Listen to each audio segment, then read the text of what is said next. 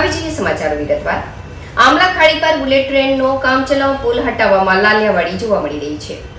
જાગૃત નાગરિકની રજૂઆતને ધ્યાને લઈ મામલતદાર દ્વારા પુલ હટાવ્યા પણ હજુ પાઇપ અને એક ભાગ પાણીમાં જ જોવા મળી રહ્યો છે। આમલા ખાડીમાં આ પુરાણ વરસાદી પાણીમાં અવરોધરૂપ સાબિત થઈ રહ્યો છે। અંકલેશ્વર હાંસોટ રોડ પરથી પસાર થતી આમલા ખાડી જ્યાં ખેડૂતો માટે જીવાદોરી સમાન છે, તો ચોમાસા દરમિયાન વરસાદી પાણીના ઉફાણને લઈ જોખમી બની જતી હોય છે। આ વચ્ચે અંકલેશ્વરના પૂર્વ પટ્ટી પર આવેલ સોસાયટી અને ગ્રામ્ય વિસ્તારમાં આમલા ખાડીના પાણી ફરી વળતા પૂરનું સંકટ ઊભું થાય છે। આ વચ્ચે છેલ્લા ત્રણ વર્ષથી કડકિયા કોલેજ પાસે બુલેટ ટ્રેનની કામગીરીને લઈ અહીં ઇજારદાર દ્વારા કામચલાઉ પુલ બનાવાયો છે, જેને લઈ ચોમાસા દરમિયાન આમલા ખાડીના વરસાદી પાણીમાં અવરોધ ઊભો થાય છે। ગત વર્ષે આ કારણે હાંસોટ રોડ પર આવેલ અનેક સોસાયટી વિસ્તારમાં પાણી ફરી વળ્યા હતા, તો ખેતરો જળાશયોમાં ફેરવાઈ ગયા હતા।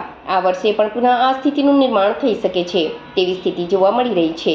આ અંગે પ્રકૃતિ સુરક્ષા મંડળ અને સૌથી વધુ આમલા ખાડીથી અસરગ્રસ્ત એવા પિરામણ ગ્રામજનો દ્વારા તંત્રનું ધ્યાન દોરવામાં આવ્યું હતું।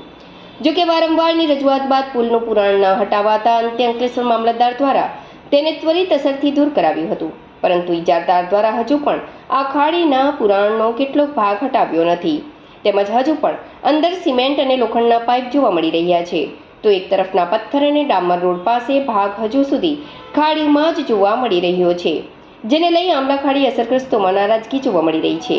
વહીવટી તંત્ર દ્વારા ગત વર્ષની સ્થિતિનું પુનઃ નિર્માણ ન થાય તે માટે બાકી રહેલા ભાગને દૂર કરવા માટે ઇજારદાર સામે કાર્યવાહી કરવામાં આવે તેવી માંગ કરી રહ્યા છે।